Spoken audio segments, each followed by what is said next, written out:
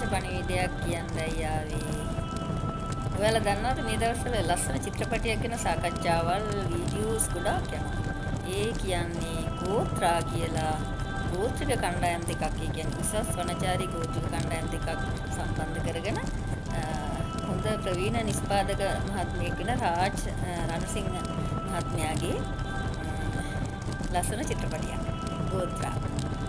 එතකොට රවි චන්ද්‍රසිරි මහත්මයාගේ අධ්‍යක්ෂණයෙන් රාජ් රණසිංහ මහත්මයාගේ හොඳ නිර්මාණයක් මම හිතන්නේ මේ දක්වා කරපු නිර්මාණ වලට වඩා හොඳ උසස් නිර්මාණයක් කියලා මට හැඟෙනවා, මට පේනවා.